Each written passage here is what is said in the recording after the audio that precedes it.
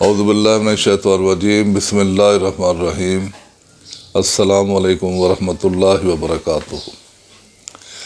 آج کل پاکستان کے جو حالات ہیں اور پاکستان جن حالات سے گزر رہا ہے ان میں ایک مسئلہ جو ہے وہ گورننس کا ہے۔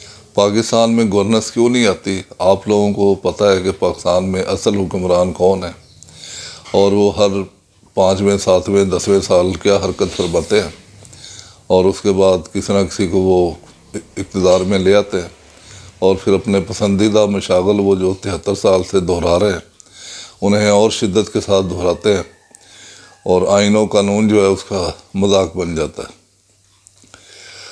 تو میں پاکستان کے تناظر میں ہی کچھ ہسٹری سے کچھ باتیں جو ہیں وہ آج کروں گا۔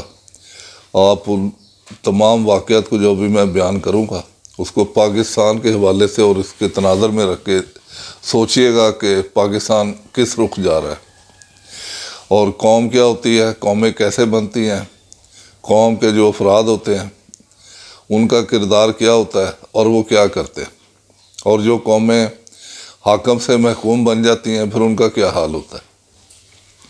15ویں صدی کی بات ہے، مغل بادشاہ اس وقت جو بھی تھے وہ بیمار ہو گئے، خاصے بیمار ہو گئے، بستر پر لیٹ گئے، جان کے لالے پڑ گئے۔ ان کے جو سرکاری طبیب حکیم تھے انہیں بلوایا گیا، انہوں نے علاج شروع کیا اور علاج جو تھا وہ جاری رہا لیکن کوئی افاقہ نہیں ہوا۔ کسی نے بادشاہ سلامت کو بتایا کہ ایک غیر ملکی ڈاکٹر کشمیر میں چھٹیاں گزارنے آئے ہوئے ہیں، تو کیوں نہ ان سے بھی کنسلٹ کیا جائے۔ بادشاہ سلامت نے اجازت دے دی۔ اس کے بعد برق رفتار سواریاں جو تھی گھوڑوں پہ مشتمل وہ کشمیر روانہ کی گئی اور برق رفتاری سے ڈاکٹر صاحب کو شاہی دربار میں پیش کیا گیا۔ ڈاکٹر صاحب نے علاج شروع کیا۔ تھوڑے ہی دنوں میں بادشاہ سلامت اپنے پیروں پہ کھڑے ہو گئے، انہوں نے چلنا پھرنا شروع کر دیا۔ اب ان کے اوپر اپنا جلال اور بادشاہت طاری ہو گئی۔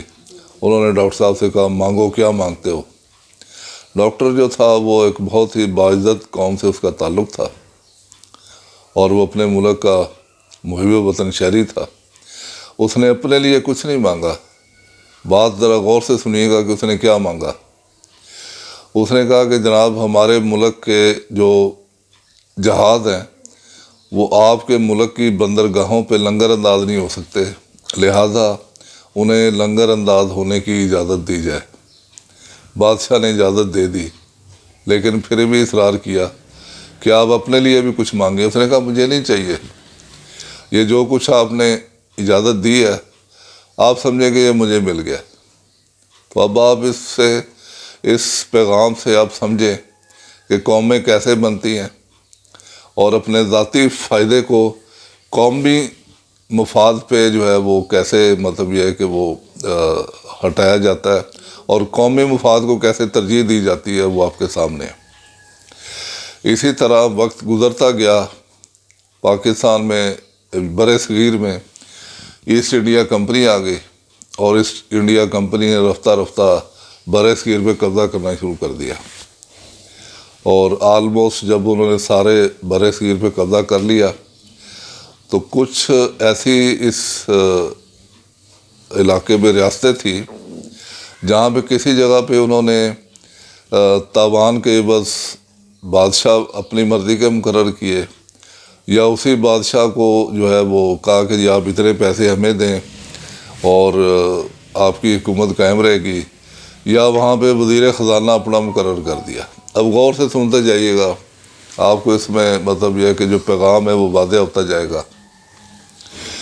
تو بنگال کے بارے میں کہا جاتا ہے کہ جو سراج الدولہ تھا اسے وہاں کا حکمران بنایا گیا اور اسے کہا گیا کہ جی آپ 1 کروڑ روپے جو ہے وہ ادا کریں گے انگریزوں کو۔ تو وہ 1 کروڑ روپے اکٹھا کرنے کے لیے اپنے عوام پہ اس نے بے تحاشا ٹیکس لگائے، اتنے ٹیکس لگائے کہ عوام جو تھے وہ بلبلا اٹھے۔ اس نے 1 سال 1 کروڑ دیا، اگلے سال دیا، اس کے بعد اس نے معافی مانگ لی، اسے اتار دیا، نیا حکمران آ گیا۔ اسی طرح تاریخ میں آتا ہے کہ ایک جگہ پہ انہوں نے अपना वज़ीर ख़ज़ाना लगा दिया। जो वज़ीर ख़ज़ाना था वो पूरी प्लानिंग के तहत आया था। उसने आते साथ ही शोर गुल करना शुरू कर दिया कि जो मुझसे पहले वज़ीर ख़ज़ाना था वो बड़ा करप्ट था, बड़ा चोर था, वो सारा कुछ ले गया, ये है वो है, और ख़ज़ाना निकाल के अंग्रेज़ों के हवाले कर दिया। उसके बाद अंग्रेज़ फिर भी कुछ ना कुछ उससे लेते रहे। आखिरकार वो तंग आ गया। उसने कहा कि अब कुछ नहीं बचा। उन्होंने उसको हटा के नया वज़ीर ख़ज़ाना लगा दिया।